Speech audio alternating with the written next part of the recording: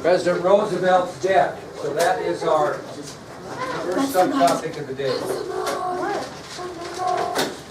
Now we haven't talked for a while, so we'll recap a little bit.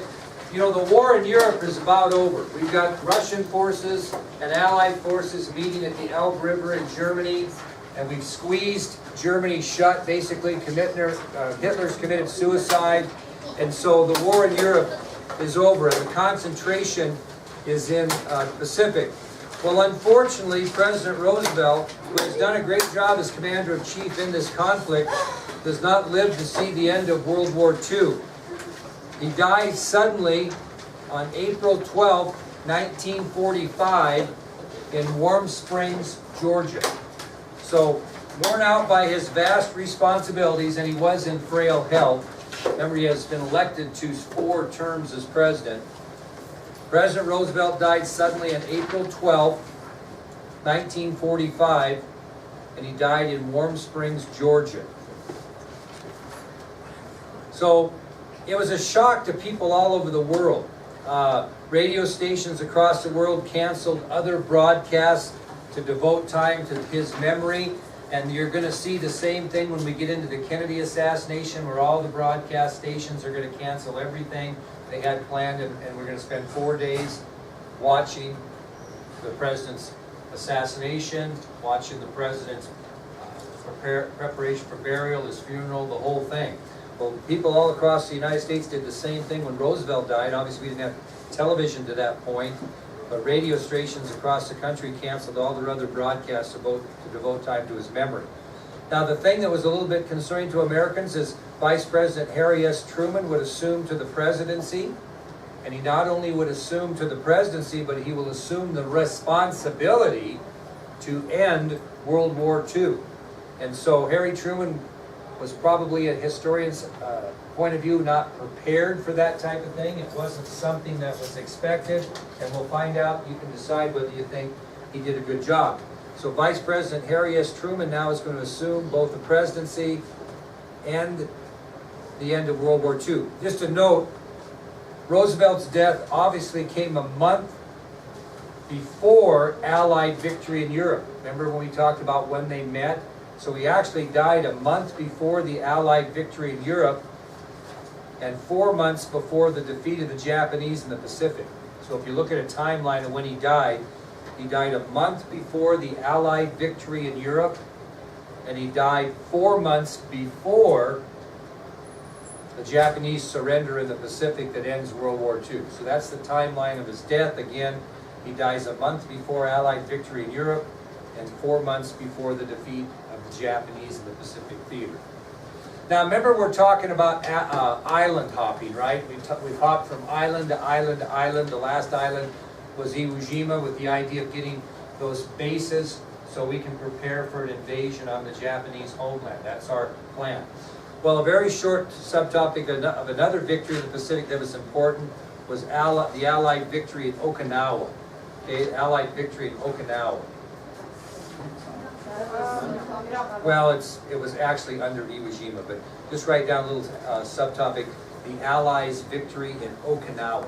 Is Okinawa on your sheet?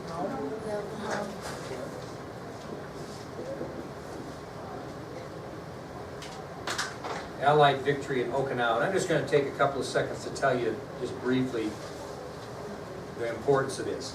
So the Allies are going to gain a victory on the island of Okinawa. Again, that's an island in the Pacific. And it was just 300 miles from mainland Japan. So the Allies are going to get a victory in Okinawa, which is just 300 miles from the Japanese mainland. And this began in June of 1945, when the largest invading force in Pacific history stormed the Japanese island of Okinawa. And again, Okinawa, which is 300 miles from the Japanese mainland. So in June of 1945, the largest invading force in Pacific history stormed the Japanese island of Okinawa, which was just 300 miles from mainland Japan. And this was really, when you talk about this island hopping, this was really the main or last focus of the Allies, or the Americans, to gain control of Okinawa to prepare themselves for the assault on Japan. Okay? So when Okinawa fell to the Allies, an assault on the country of Japan itself became the main focus for the United States. That's where we were going next, was to invade the homeland of Japan. So Okinawa was taken in June of 1945. The largest invading force in Pacific history stormed that Japanese island, which was just 300 miles from mainland Japan. And when Okinawa fell to the Allies, the next plan was to invade the island, or the country of Japan itself. Okay?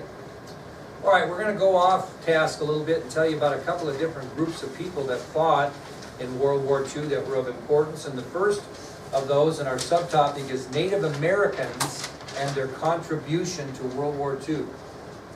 Native Americans and their contribution to World War II. Have you guys ever heard of code talkers? Okay, we'll talk about that. Now, where are most Native Americans at this time? You know, we studied Native American history. We went all the way through the history of Native Americans and the Custer, Battle of Little Bighorn and all that type of stuff. Where did Native Americans eventually end up in this country? Most of them. On reservations. So World War II really prompted a mass exit of Native Americans from the reservations. Thousands of Indian men and women found war work in major cities, and obviously thousands more answered Uncle Sam's call to arms. So when World War II erupted, there was a mass exit of Native Americans from the reservations. Thousands of Indian men and women found two different ways to serve in World War II. Mainly women found work because things had to be produced for war, and there were some Native American men that also did that, but most Native American men answered Uncle Sam's call to arms. So you started seeing again a mass exit off the reservations during World War II, where Native American men and women became very, very useful and were proud Americans to serve either in the major cities in the industrial part of the war or serving their country. Giving you a little bit of statistic, in 1940, about 90% of all Native Americans lived on reservations in 1940. In 1940, about 90% of Native Americans lived on reservations. And because of World War II, that number shrank to less than 50%. So that gives you an idea of the commitment that Native Americans made to the American cause in this war. So again, in 1940, it was estimated that about 90% of Native Americans were living on reservations. And because of the war, World War II, that number shrank to less than 50%. Okay? Now they estimated that about 75,000 Native American men served in the armed forces during World War II in both the European and Pacific theater. So some 75,000 Native American men, it has been estimated, served in the armed forces during World War II. Now, the two specific tribes that made extra contributions to the war effort were the Comanche and the Navajo. Okay, mainly the Navajo.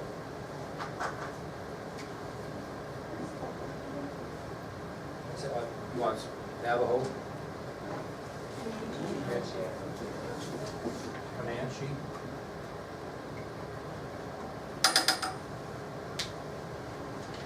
So, the two specific tribes that made extra contributions in the war effort were the Comanche and the Navajo, and mostly the Navajo.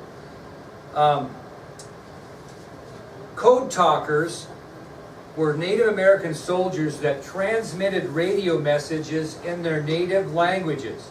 And because the Japanese and Germans had no idea what the Native American language was, they were very, very successful. And the Comanche code talkers served in Europe, and the Navajo code talkers served in the Pacific. And again, these Native American soldiers would transmit radio messages in their native languages, which could not be broken by either the Germans or the Japanese, because they absolutely had no idea of the Native American language. So again, Comanches, code talkers served in the Pacific, and Navajo code talkers, Comanche in Europe, Navajos in the Pacific. Okay? Comanches in Europe, Navajos in the Pacific. Now, these Native American code talkers were an incredibly valuable asset to both the Allies and the Axis powers. Now, why would they be an asset to the Axis powers? Why would they? Think about it. Why are they an asset for the Allies? Because the Allies are able to transmit messages secretly that they cannot decipher. So what would make a code talker an asset to the Axis powers? If they captured one, they would be able to understand what that language meant. Now, because of that, code talkers were partnered up with another soldier. They shadowed him wherever they went. And they were shadowed for two reasons. What were those two reasons? Protection and or, ironically, going back to what we talked about Native Americans in the 1870s, you're either going to contain them or you're going to exterminate them. Now that sounds harsh, but that's what a code talker was under. So a code talker was partnered up with another soldier for either protection and or extermination. If there was any chance that a code talker could be captured by the enemy, the partnered soldier was to exterminate them. So they could not be captured. Once one was captured, the gig was up. All it took was one person, one Native American code talker tortured into submission to tell what the code meant to ruin the whole thing. So that's what they knew what the deal was. So if you were a Navajo or Comanche code talker, you were partnered up, and if there was any chance at all that you would be captured by the enemy, the directive of that soldier was to kill that code talker, maybe himself, depending on the situation. Now, there is a movie out that's fictional, but it's pretty good. Anybody know what the name of it is? Wind Talkers. If you get a chance to watch that, it's very, very good, and it's about exactly what we're talking about here, where Native Americans have been partnered up with American GIs, and it is a very good movie. So if you want, get bored one Friday or Saturday night or whatever, get on Netflix and find Wind Talkers. It's fairly accurate, at least the concept of it. Well, after World War II, most of Native American code talkers returned to their communities, and where'd they end up? Back on the reservation during some pretty tough economic times. So after serving their country valiantly, and I mean honorably, they would go back to their communities and reservations and couldn't find a job. There weren't any opportunities for education, weren't any job training opportunities for these Native Americans, which was very, very sad. And we had racism still after World War II against Indian people. And even though these guys had put their lives on the line serving their country, Indian veterans still couldn't eat or drink in some establishments. Okay? And you're going to hear more about that when we get into the Vietnam War too. How these African Americans went and served their country, came back in the middle of the Vietnam War, walked into the restaurant in their hometown, they wouldn't serve them. Okay, we'll talk about that. Now, you even had Native Americans or Indian people who got back after serving their country that couldn't even vote by law in their state or national elections. I mean, seriously, just a sad situation. Finally, in December of 1971, who presented Native American code talkers that were still living with the Certificate of Appreciation from the United States government? Who did that? Think about that. Who did that in December of 1971? President Nixon. So it took until December of 1971 when President Richard M. Nixon declared a Certificate of Appreciation from the nation for all Native American code talkers. Unlike those Japanese Americans that were paid $20,000, the Native American code talkers simply got a Certificate of Appreciation and Recognition, which is better than nothing, right, in a way. So Nixon, in that particular Certificate of Appreciation, thanked these code talkers for their patriotism, resourcefulness, and courage. Now, it's kind of interesting because these brave Native American veterans had given the United States Marine Corps its only unbreakable means of battlefield communication ever in our country. And their actions saved thousands and thousands of American lives in World War II.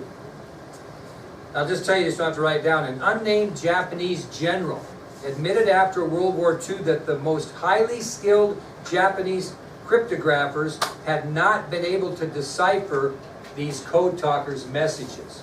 And after the Japanese general was informed that it was a code based on Native American language, he was quoted as saying, quote, "Thank you. That is a puzzle I thought would never be solved." They just had no idea at all how to do that. And these guys made major, major contributions to the war, especially in the Pacific. Okay, so just keep that in mind. All right, that'll take us to our next subtopic, which is the Tuskegee Airmen. Tuskegee Airmen. Anybody heard of those guys before? Know much about them? Other than they were black and they flew airplanes? Okay. The Tuskegee Airmen refers to all men who were involved in what we call the Tuskegee experience.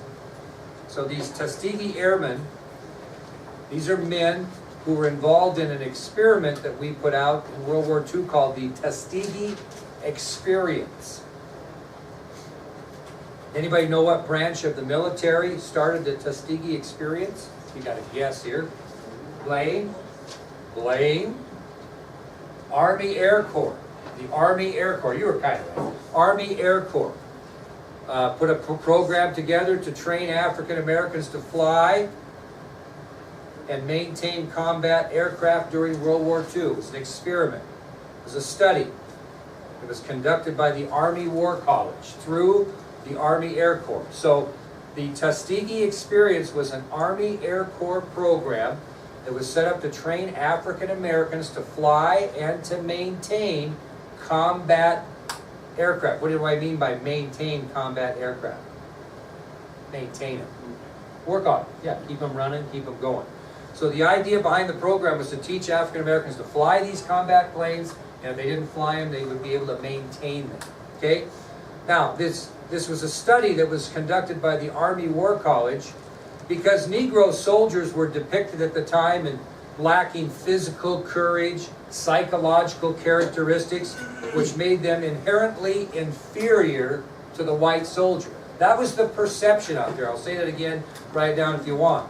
Most people depicted the Negro soldier as lacking in physical courage, psychological characteristics, and they made them inherently inferior to white soldiers.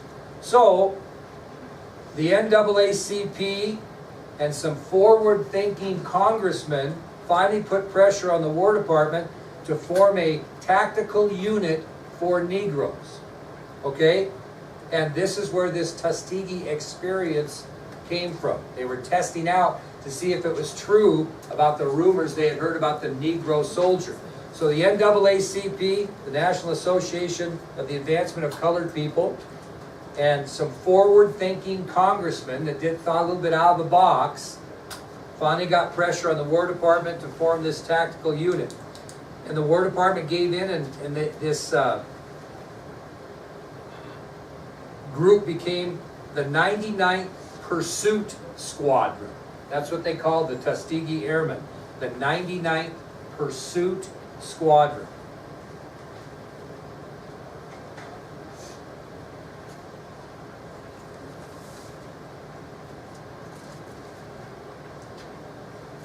Well, you think about this.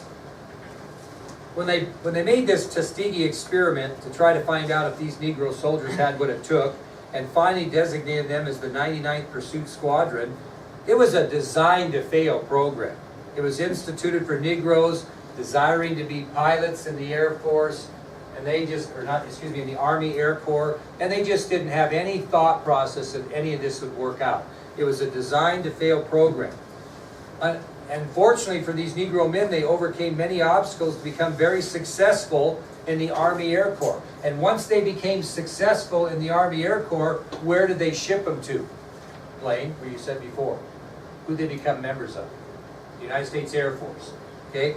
So these Negro men overcame all these obstacles in this designed-to-fail program, became very successful in the Army Air Corps, passed the test, so to speak, and were sent to the United States Air Force.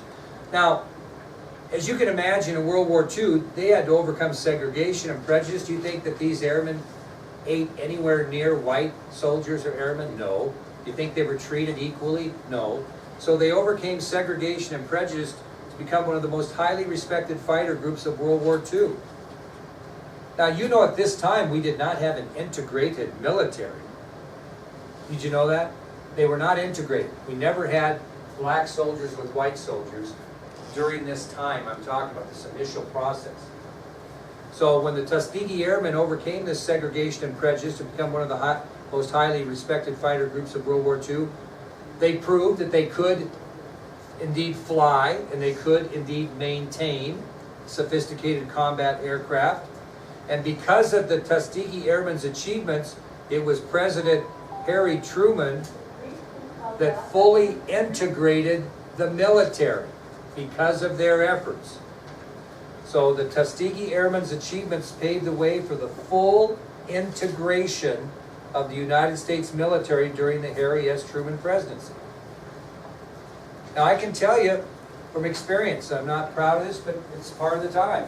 My father served in Korea during the Korean conflict. Okay, this was after the military had been integrated.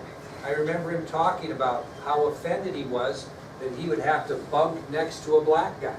I mean, this is in the 1950s, and you know, my dad was a prejudiced man. He grew up in that area. And so I can remember that, just like it was yesterday when he would tell stories of fighting in Korea, and the only bad thing was having to fight next to those blacks. My father-in-law is 90 years old, served at the tail end of World War I, and still has kind of those same feelings about his experiences in World War II. So it hasn't left us yet. And we'll talk more about that when we get into civil rights in the 60s. Well, finally, on November 6th of 1998, on November 6th of 1998, the Tuskegee Airmen National Historic Site was formed. Was established, I should say. So on November 6th, 1998, the Tuskegee Airmen National Historic Site